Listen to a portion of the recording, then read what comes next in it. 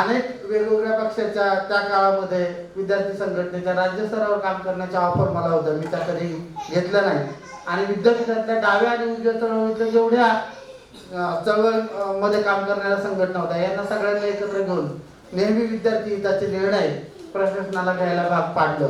विविध आंदोलनं केली, विविध व्याख्यानांचं आयोजन विद्यापीठाच्या मागच्या हिरवळीवर आम्ही केलं, जयगडच्या परिसरात आम्ही केलं, वेगवेगळ्या जयंती आम्ही या ठिकाणी साजऱ्या केल्या.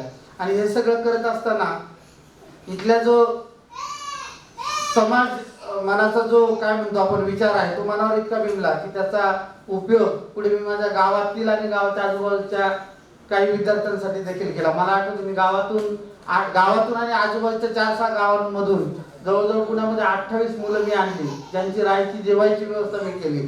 स्वतः जॉब कॉलेज नंतर मी समाज कल्याणच्या विभागाला जायचं, तिथे ते फॉर्म भरायचं. 28 मुलं पुण्यात इथं आणली मी, आणि त्यातले मला सांगायला अभिमान वाटतो 6 मुलं प्राध्यापक झाली. एक मुलगी आमची API आता मुंबईला आहे, आणि काही लोक मिलिटरी इकडे तिकडे अशा ठिकाणी कामं करतात.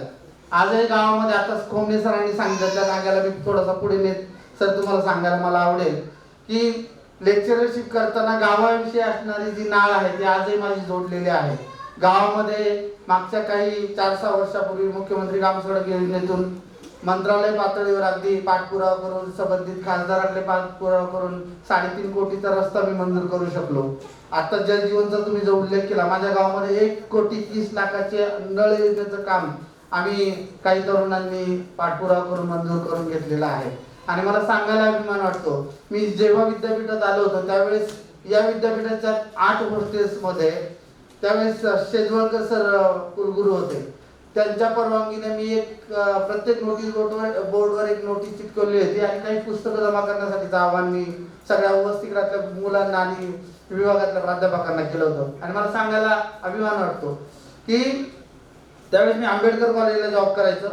कॉलेज सुटलं 12:30ला की मी ह्या सगळ्या आजूबाजूच्या विद्यापीठातले काही प्राध्यापक मंडळी आजूबाजूच्या उपनगरात राहायची, त्या सगळ्या लोकांकडून मी जवळजवळ 1750 सर पवने सर मी 1750 पुस्तकं जमा केली, आणि माझ्या गावामध्ये गरीब मुलांसाठी मी ग्रंथालय सुरू केले, आजही ते चालू आहे. असे अनेक उपक्रम त्या निमित्तानं केले. आता त्याच उपक्रमांचा एक भाग म्हणून गावामध्ये आता येत्या 18 तारखेला आम्ही गावाला संपूर्ण नारायणाचं गाव बनवण्याचा एक संकल्प केलाय. त्या संकल्पाला आमच्या इकडचे खासदार, तिथले प्रांत अधिकारी, ॲडिशनल कमिशनर, कलेक्टर हे सगळे येत आहेत, आणि तो उपक्रम आम्ही घेतोय. मला आवडलं, मी हे सांगतो याचं कारण आता सरांनी त्यांच्या गावाविषयीची जी भूमिका त्यांच्या कामातून मांडली, त्या जागेला कुठेतरी जोडून मी ह्या गोष्टी मला मांडाव्याशा वाटल्या. सर मला तुमची मदत लागणार आहे त्या विकासाच्या दृष्टीने. असं सर्व काम मागच्या 15-16 वर्षामध्ये चालू आहे. अनेक गरीब विद्यार्थ्यांना मदती आम्ही